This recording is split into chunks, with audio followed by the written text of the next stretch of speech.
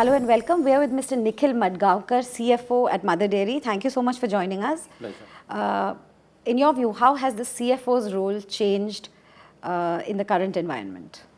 See, the CFO's role, if you go classically, I mean 10 years before or 20 years before, used to be more of a domain expert. So which means you will be an expert on financials, controlling, taxation, treasury, I mean the whole piece. Now today that is taken as default. I mean you have to be a domain expert, you have to be a financial expert. You are the sort of guardian on governance. But then along with that, so that's taken as default, that's taken as basics. What is happening is over a period of last few years, you are more or less becoming a business partner to the managing director. You are becoming sort of, the finance function is becoming like banks of the river. I mean, it's like you have to ensure that the flow is directed to where the board wants. So it's becoming more of a business partner, more of a thought leader for the board, for the managing director, the entire management.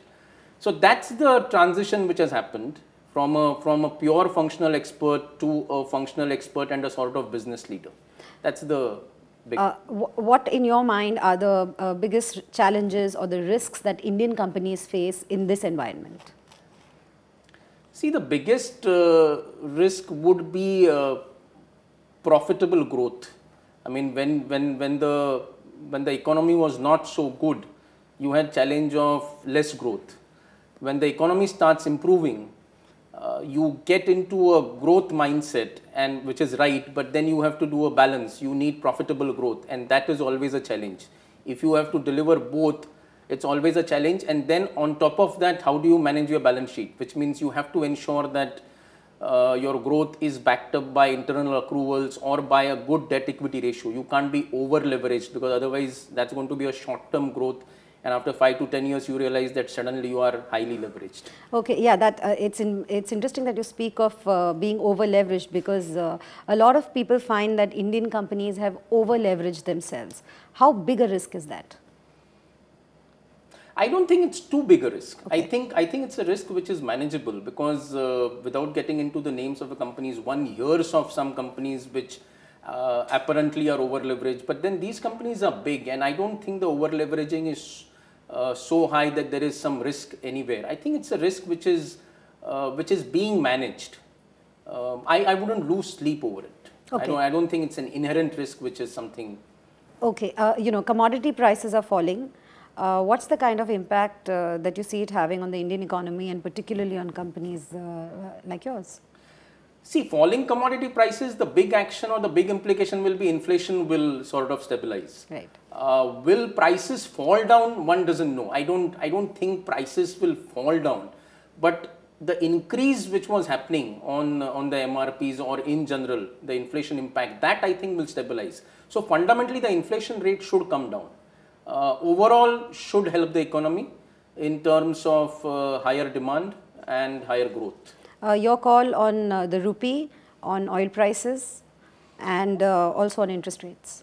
Well, oil prices, I think this is going to be the new norm. So I don't think it's a temporary phenomena. I think this is going to be the new norm, which is there, 80, 85, there or thereabouts. Inflation, second was, what was your question? Interest rates and inflation. Interest rates, I think my personal view is over a period of next, I don't know whether it is next 3 months or next 6 months, but somewhere we should start seeing interest rates coming down. Okay, and would that mean that that India will be back in a kind of virtuous cycle where interest rates are lower, inflation is lower? I think so. I think so. We are getting there. I think it's too early to call on that, but I think we are getting there. I think the next 5 years should be very good for the economy in general. And what are the global risks that you see that the Indian economy faces then? Global economy is with globalization, you are completely wired internationally, which means you look at global commodity prices. Global commodity prices fall, they are going to have an impact nationally. So that's a risk. Exchange is always a risk which is there. Managing growth without leveraging too much is another risk which has to be managed. You know, if you look at the global marketplace, what do you see are the 1 or 2 biggest risks that could unfold, say, in the near future?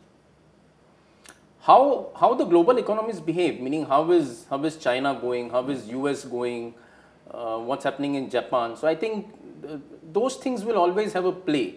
I mean, you look at the QE US stopped, and that was something, but that did not have a huge impact apparently on the stock exchange in the country, because the European borrowings were also getting discussed. So I think the international economies, especially US and China, how they behave will surely have those linkages will be there on the entire commodities, on your demand, on your export.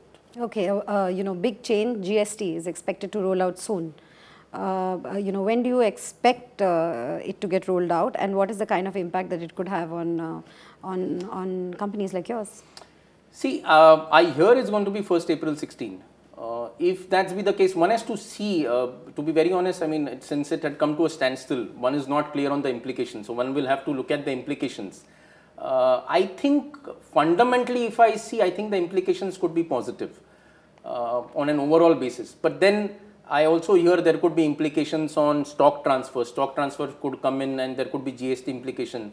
One will have to see whether there are cash flow implications on that. But overall, it will help the economy, it should help the industry. What is your call on, GDP growth rate for FY14 and also on inflation? Oh, inflation should come down. I don't have a figure in mind. GDP should, I mean, whether it's 6%, 7%, you are going to improve. I think the worst is absolutely over. And I think you should keep on seeing 6%. I don't know whether it's 6 or 7 or slightly more, because once the GST is rolled out, I think that should further help the GDP growth rates. All right, sir. Thank you so much for joining us. Thank you.